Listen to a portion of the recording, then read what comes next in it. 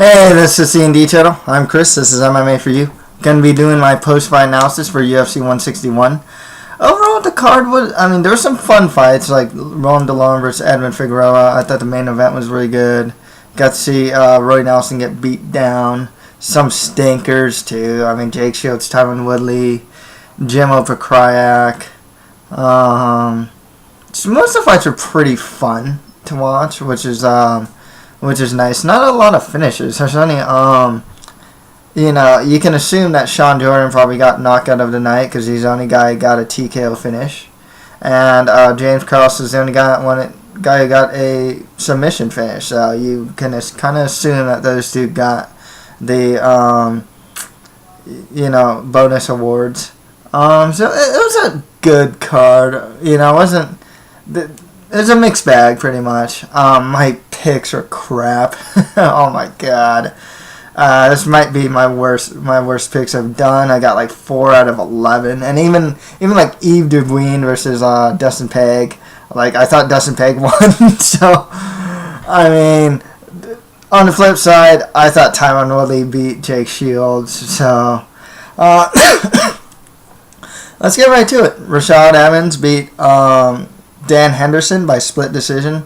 I agree with this decision. I got Rashad rounds 1 and 3. It was a good fight. I was actually really surprised. I thought Rashad would be able to take down Dan Henderson pretty easily because Dan Henderson has shown susceptibility to getting taken down. And in this fight wasn't the case. Rashad was just a little too fast for him. He'd go in and out a lot, jab out or something like that. You can definitely tell that Rashad had the speed advantage, quicker hands in general. Hendo hits hard, man. When he run into his jab, he got dropped, like Evans did in the first round. Both these guys are going to stay in the UFC. Hendo probably had more to gain by winning just because he has like unfinished business with John Jones. Now, he's always going to be in the main card in a pretty high-profile fight, but now it's like, who's he going to fight at 205, Do you give him an up-and-comer? Do you give him a baiter or something like that? Or do you give him, because he's fought a good amount of the guys that are in the top division, like Machida, Evans, he's fought like Nogueira in the past,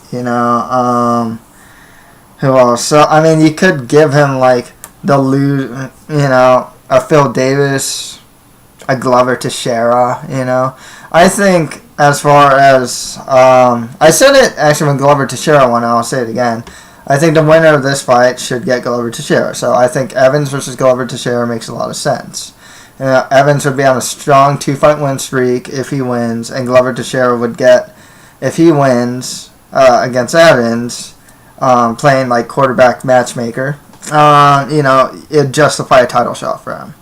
So that's how it goes. It was a fun fight, and I'd probably give that, or maybe DeLorme versus Figueroa, like fight of the night. Next round after that, Stipe Miocic destroyed Roy Nelson in a unanimous decision. Nelson did not look... he took the fight on short notice, and it showed. After the first round, his gas tank wasn't there. One other thing about Nelson, though, as far as his punching combinations, it's like uppercut left, jab overhand right. It's like the same combination. So if you just circle to Nelson's left, okay, you're going to avoid a lot of his finishing moves. And he doesn't seem to want to take the fight to the ground. So it's kind of like, okay, if you do enough tape on the guy, and if you train for the guy correctly and not circle to his right, you can probably win. Stipe Miocic, though, showed some really good boxing, straight punches, good 1-2s, mix in some wrestling to keep it honest. I liked what I saw from Miocic, he lost to Stephen Struve, came back with a good win. This is the biggest win of his career, As far as who I'd give him next, though, it's really tough to say because, if you want to book him kind of like a lazy booking, Sean Jordan makes a good amount of sense. But Nelson's not like gatekeeper to the top of the division type of guys. The other guy to beat Nelson are like what? Dos Santos, Frank Mir, and Verdun. So everyone gives Miocic the winner of like Barnett versus Mir. That'd be kind of cool. You kind of have to give him someone higher up just because of the caliber of guy that he just beat. Nelson, this is his final fight on his contract. Hopefully he signs back with the UFC. He's always, he's kind of a gatekeeper to the very top. I mean, he'll win a bunch against the lower to mid tiers, and then he'll lose once he gets to a certain point. And that's kind of his role. But I love the guy, and there's always fun fights for this guy. He can fight Mark Hunt. He can fight Daniel Cormier. He can fight Bigfoot. There are a lot of good fights for Roy Nelson. So, I hope to see him still in the UFC after this. I know it's his last fight on his contract, and there are good fights for him. Next fight after that, Ryan Jimmo beat Igor Prakarak by unanimous decision. It's a really boring Jimmo fight. A lot of clinching. It's a very Ryan Jimmo fight in that sense, because his last two fights were good fights. The Tuhuna fight, he almost knocked him out in the first round, and then he knocked out Anthony Prosh in 7 seconds. Jimmo's kind of a prospect in the division. He just doesn't look. He has a hard time looking great though. His striking's crisp. I like what I see from the guy. I think if he fought James Tuhuna again, for example, I think he'd do pretty well. But so as he should fight next, maybe a Fabio Maldonado's coming off a win.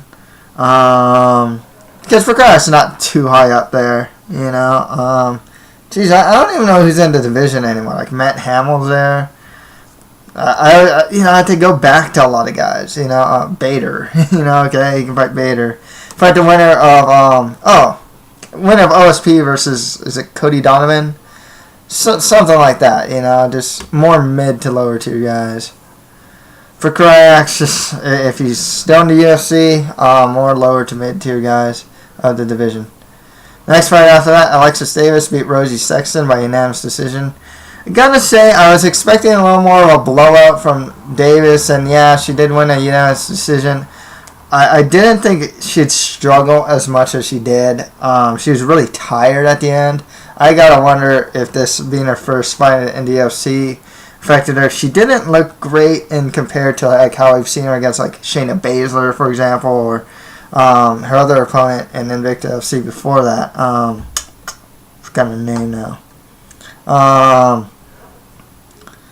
I've seen her striking like pretty good in the game, especially that tie clinch. She lost back control though. She lost back control easy. The triangle choke in the first round, is over her toes, and that's just one of those things that like I was really surprised. I know she's trying to adjust, but like still. It may have been best if she abandoned it. It was just over her toes for like minutes on end. One thing is with Davis, because I thought she'd be like, I always viewed her as like, and I kind of still do, the biggest test or biggest threat to Ronda Rousey. And then if you see this fight, it's like, she'd probably get taken down pretty easily. I don't know if she can get off from the bottom against Rousey. I think she would still be a big test. I don't think she'd get armbarred right away, being a Brazilian Jiu-Jitsu black belt. I guess I just expected a little more from her. I've seen her against like Sarah Coffin the second time, and she, that was an awesome fight. Rallied back in the third round. That was really cool. I think Davis should get the winner of McMahon versus Coffin. That kind of makes sense. I want to give her someone bit easier, Julie Kedzie versus the Randomie. She's fought a good amount of people. That's why I can't really say. Like, even, it's like, I don't know if she should fight Sarah Coffin a third time. Who else is fighting? I know Amanda Nunes fighting Shayla Gaff. I don't really like her fighting one of them, though. Just as far as who's... the winner of Liz Carmouche versus Jessica Andrade. That'd be a good one too. Sexton could get the loser of one of those fights. I was actually really impressed by Sexton. I expected her to be blown out. She actually utilized her game. She pretty well. Bullied against the cage, tried to get the takedown. I mean, she would get reversed and stuff like that. But overall, I was a lot more impressed considering she's a 125er.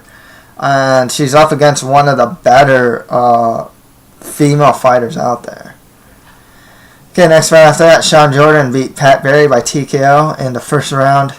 This is what happens with Pat Barry sometimes. I don't have to say it. Jordan's on a good win streak, and he showed some really solid uppercuts in this fight. He's a good prospect. He's only 28, 29, really athletic. Solid stand-up, not bad wrestling. Like I said, good athlete. Like I said, I'd like to see him get like a Stefan Struve next. Maybe a Gonzaga type. Some of them really test him. They're good fights for Jordan. If you want to give him Stipe Miocic, it wouldn't be the worst fight ever. Or anything like that either. So, good one for Jordan. Pat Barry, just more lower to mid-tier guys. He has a role in the UFC. He's really entertaining. He's a fan favorite. So, yeah. It is what it is.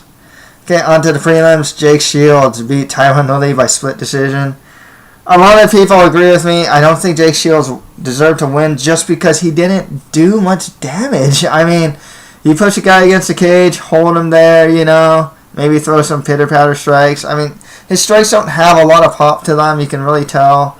You can tell that the short strikes that Woodley would throw at his body were, stronger than, most of Jake Shields' strikes. I mean, he didn't do a lot of damage. He didn't take him down.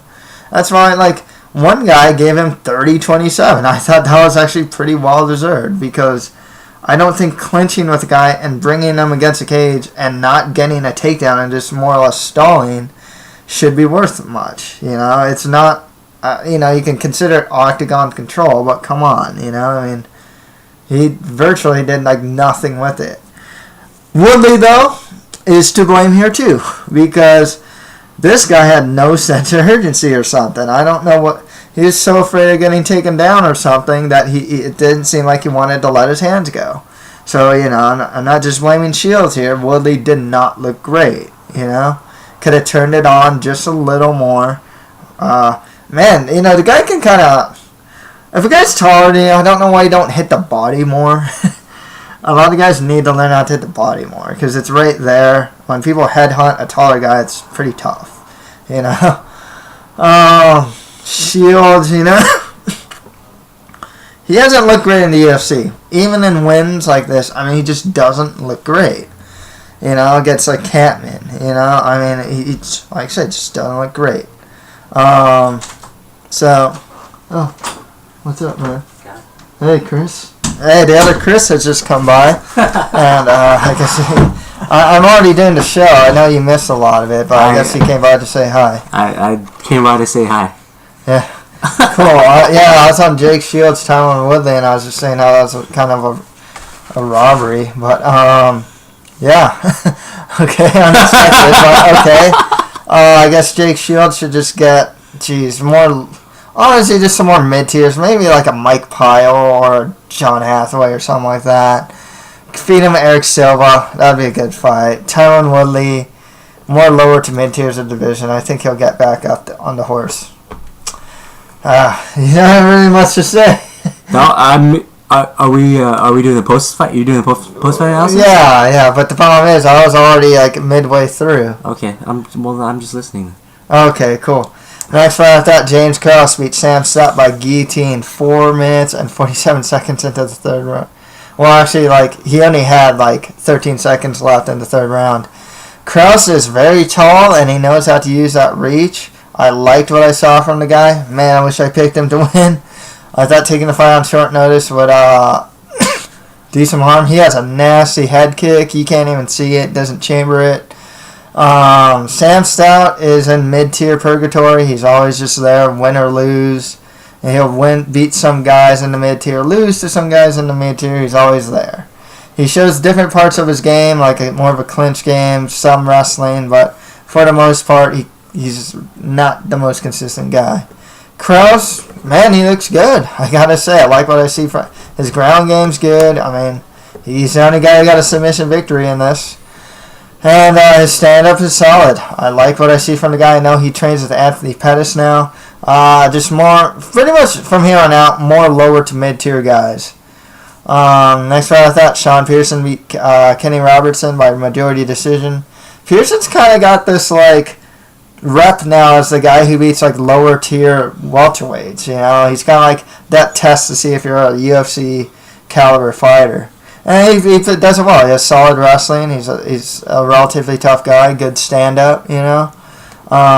Very experienced. I mean, you know, he does get wobbled a lot in his fights, but otherwise, you know, he's a tough guy. Kenny Robinson, good wrestler, but very sloppy stand-up. Both these guys are more lower to mid-tier of the division.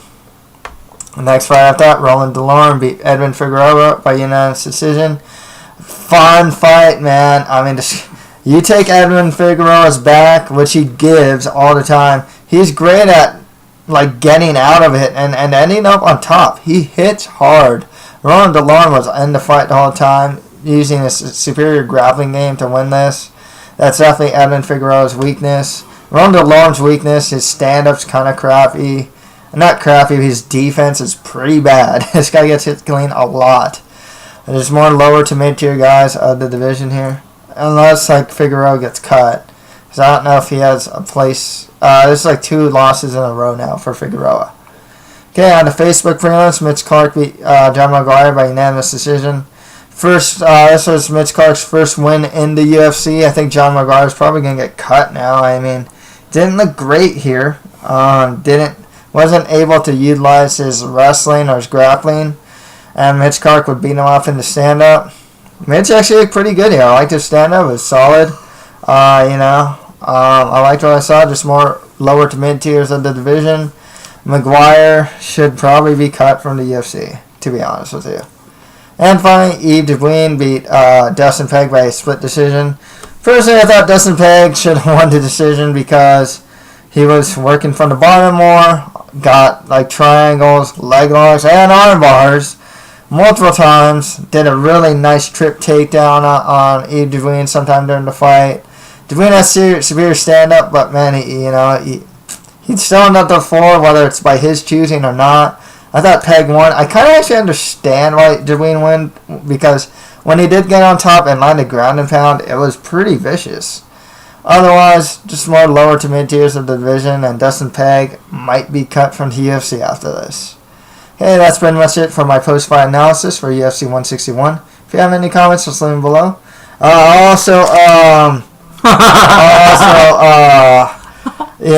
Sport Q's Lounge. So thanks. when Silva versus Weidman comes along, watch it in Q's Lounge, guys. Okay, so that's it for MMA for you. Thank you guys very much.